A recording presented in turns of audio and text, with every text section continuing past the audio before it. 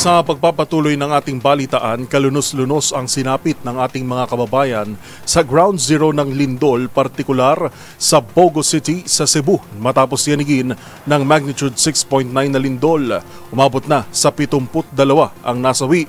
Naroon live ang ating kasamang si Edniel Parosa. Edniel. Umabot na sa 72, Yuel, ang bilang ng mga napapaulat na nasawi bunsod ng magnitude 6.9 na lindol na tumama dito sa lalawigan ng Cebu. Kabilang sa nabanggit na numero ay 15 sa lugar pa lamang ng Hacienda Pilomena sa Binabag, lungsod ng Bogo na malapit sa episentro ng pagyanig. Unang media, DZRH News, na nakatunton sa bahay ng 5 sa 15 biktimang pawang bahagi pala ng isang mag-anak. Wasak ang kanilang tirahan at tanging mga alagang aso na lamang na naiwan, makaraang matabunan ng naglalakihang batong gumuho. Mula sa bulubunduking bahagi ng sakahan, ang 5 magkakapamilya kasama na iba pang nasawi, magkakatabi ring ibinurol at pinagluluksaan ng buong purok.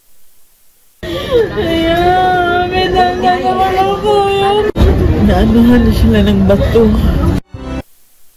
Bukod sa mga nangamatay, 274 ang napaulat na nasaktan buhat ng trahedya.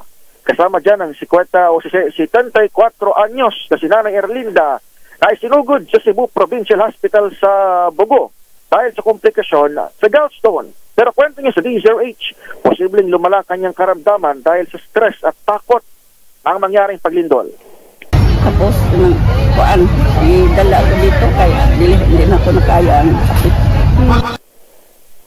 Isa lang ang pasyente sa marami pang naka-admit sa pagamutan, pero nasa labas pa rin ang mga kama. Paliwanag sa DZRH ng Chief of the Hospital, si Dr. Zoraido Yurango, hindi sila puno, bagkus ay takot lamang ang mga pasyenteng pumasok sa loob ng kanilang gusali. Ang dineclare is safe naman din yung patient's area natin.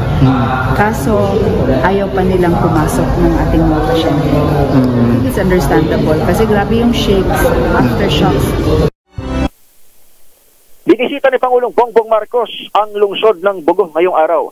Kabilang sa kanyang dinalaw ay ang Yolanda Village na bigay ng SM Foundation para sa mga sinalanta ng Super Typhoon Yolanda taong 2013. Pero matapos ng 12 taon, lindol naman ang dumali sa mga residente na matayan din ng 7 katao, kabilang ng isang buntis. Sa ngayon, kita pa rin ang mga bitak sa kalsada, mga guho sa pader, at iba pang pagtabo ng lupa na tila ba nagpapaalala sa mga residente ng kanilang sinapit. Marami rin sa mga biktima ang sa kalsada na nangangalampag ng makakain dahil hindi pa umano sila nakatira ng kahit anong klase ng tulong mula sa lokal o nasyonal na pamahalaan. Mula rito sa lalawigan ng Cebu, ako si Edniel Parosa na DZRH, una sa Pilipinas, una sa Pilipino. Maraming salamat at ingat, Edniel Parosa.